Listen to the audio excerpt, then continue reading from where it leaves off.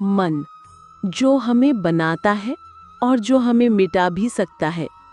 गौतम बुद्ध कहा करते थे, यदि मन तुम्हारा मित्र बन जाए तो संसार की कोई शक्ति तुम्हें हरा नहीं सकती, और यदि वही मन तुम्हारा शत्रु बन जाए तो तुम्हें कोई शक्ति जीत नहीं दिला सकती। नमस्कार मित्रों, स्वागत है आपका हमारे इस ज्ञानवर्धक और आत्मिक शांति देने वाले वीडियो में। आज हम जानेंगे उस रहस्य को जिससे हम अपने मन में उठने वाले गंदे और बुरे विचारों को नष्ट कर सकते हैं, या यूं कहें उन्हें संतुलित करके अपने जीवन को दिशा दे सकते हैं। तो आइए आरंभ करते हैं एक अनसुनी और अनकही कथा से, जो किसी समय प्राचीन भारत के एक बौद्ध आश्रम में घटित हुई थी। वीडियो में आगे बढ़ने से पहले अगर आप भगवान गौतम बुद्ध के सच्चे भक्त हैं तो इस वीडियो को लाइक कीजिए और कमेंट में लिखिए नमो बुद्धाय। और अगर आपने हमारे चैनल को सब्सक्राइब नहीं किया है तो ज़रूर कर लीजिए, ताकि आपको हमारी हर अगली प्रेरणादायक कहानी सबसे पहले मिले। अध्याय 1, सवाल जो सबके मन में है। एक दिन एक युवक बुद्ध के पास आया। उसका चेहरा चिंता से भरा हुआ था, आंखें थकी हुई और आत्मा जैसे अंदर से टूट चुकी हो।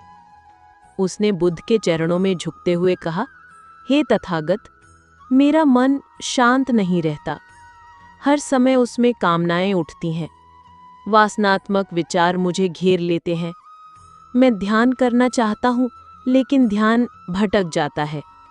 मैं संयम ले रहना चाहता हूँ लेकिन मन बहकता रहता है। कृपा करके बताइए मैं क्या करूं? बुद्ध शांत थे। उन्होंने गहरी नजरों से उस युवक को देखा और बोले, तुम्हारा प्रश्न तुम अकेले का नहीं है, ये प्रत्येक साधक का संघर्ष है, पर समाधान भी उसी में छिपा है। क्या तुम सच में जानना चाहते हो कि मन को शांत कैसे किया जाए? युवक बोला, हाँ प्रभु, मुझे मार्ग दिखाइए। बुद्ध मुस्कुराए और बोले, तो सुनो एक कहानी, एक ऐसा अनुभव जिसने मेरे एक प्रिय शिष्य का जीवन बदल दिया। अध्याय 2, शिष्य की गिरावट। एक प्राचीन वन प्रदेश में एक बौद्ध आश्रम स्थित था। वहां कई साधक रहते थे, ध्यान करते, सेवा करते और भिक्षा के लिए गांव जाया करते थे। उनमें एक युवा शिष्य था, नाम था उसका आनंद। तेजस्वी था, विनम्र था और तपस्वी भी था। गुरु के प्रति पूर्ण समर्पण रखता था। हर सुबह वो भिक्षा के लिए गांव की ओर जाता।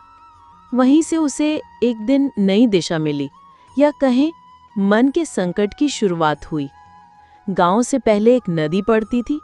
नदी किनारे अक्सर गांव की युवतियां पानी भरती थीं।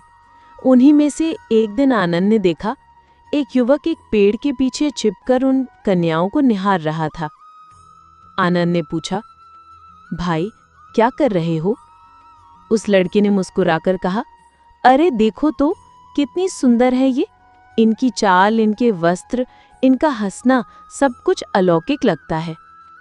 आनंद ने पहले तो उसे नजरअंदाज कर दिया, लेकिन जब उसकी नजर कन्याओं पर गई तो जैसे कुछ विचित्र अनुभूति होने लगी। कुछ देखा नहीं, पर मन में कुछ हिला। अगले दिन फिर गया उसी जगह। उसके बाद हर दिन धीरे धीरे वो मन से खोने लगा। कभी चुपचाप खड़ा रहता, कभी छिपकर कन्याओं को देखता। उसका ध्यान, उसका समर्पण सब बिखरने लगा। आश्रम के कार्यों में ध्यान कम लगने लगा। ध्यान करते समय भी वही दृश्य आंखों में उभरते थे। मन बेचैन होता, नींद नहीं आती, भूख नहीं लगती। अध्याय 3, गुरु की परीक्षा। गुरु ने सब समझ लिया था। वे जानते थे कि आनंद किसी आंतरिक संघर्ष से गुजर रहा है। एक दिन उन्होंने कहा, आनंद, आज भिक्षा लेने मैं भी तुम्हारे साथ चलूंगा। आनंद घबरा गया।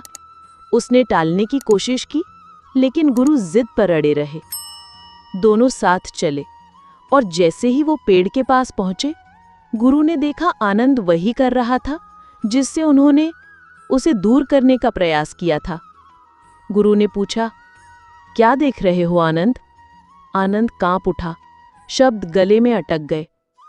गुरु ने धीरे से कहा, डरो मत, जो हो रहा है वही प्रकृति है, लेकिन ये समझो कि ये मन अगर बेलगाम हो जाए तो तुम्हें भटकाने में देर नहीं लगाता। अध्याय 4। रोकना नहीं, मोड़ना सीखो। गुरु ने आनंद को आश्रम के बागीचे में ले जाकर एक नाली दिखाई। वहां नदी का जल पौधों तक पहुंच रहा था।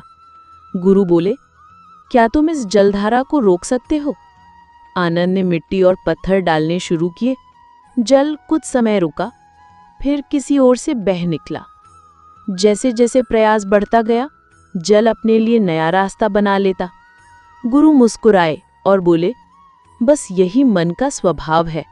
तुम जबरदस्ती इसे रोकना चाहोगे तो ये किसी और रास्ते से बह निकलेगा। आनंद ने पूछा, तो मैं क्या करूं? गुरु ने उत्तर दिया, जल को बंद मत करो, बस उसके प्रवाह को दिशा दो। जैसे हम बगीचे को संतुलित जल देते हैं ताकि पौधे ना सूखें ना गलें, वैसे ही मन को उचित मार्ग दो ताकि वो नष्ट न करे बल्कि जीवन को पुष्पित करे। अध्याय 5। एक नई शुरुआत। आनंद ने जीवन में एक नया पथ चुना। अब वो नदी वाले रास्ते से नहीं जाता था। उसने अपनी संगति बदली, दिनचर्या बदली और सबसे बड़ा बदलाव अपनी सोच में किया। अब जब उसके मन में बुरे विचार आते, वो उन्हें पहचानता, स्वीकार करता और उन्हें गलत दिशा में बहने से रोकता। धीरे धीरे उसके भीतर एक संतुलन आने लगा। एक दिन वो फिर उसी नदी के पास गया जहां लड़कियां पानी भर रही थीं। वो डरते नहीं गया था, वो गया था देखने कि अब उसका मन उसे कितना स्थिर रहने देता है। एक लड़की ने उसे पानी दिया और विनम्रता से उसके चरण छुए। उसने आशीर्वाद दिया और वहीं खड़े होकर कुछ क्षण आंखें मूंदकर एक गहरी शांति का अनुभव किया। अब कोई वासना नहीं थी, केवल करुणा थी, समझ थी और अपने मन पर संतुलन का गर्व। अध्याय 6। संगति का रहस्य। वही लड़का जो पहले पेड़ के पीछे छिपकर लड़कियों को देखा करता था, अब हर दिन आनंद से मिलने लगा। आनंद ने उससे कहा, तुम जब तक दूसरों को देखते रहोगे, अपने आप को नहीं देख पाओगे। अपने जीवन का उद्देश्य खोजो। किसी को चाहो तो उसका आदर करो, छिपकर नहीं, खुलकर जीवन जियो। लड़के के जीवन की दिशा बदल गई। उसने नदी पर जाना छोड़ दिया, शिक्षा लेने लगा, आत्मनिर्भर बनने की कोशिश करने लगा।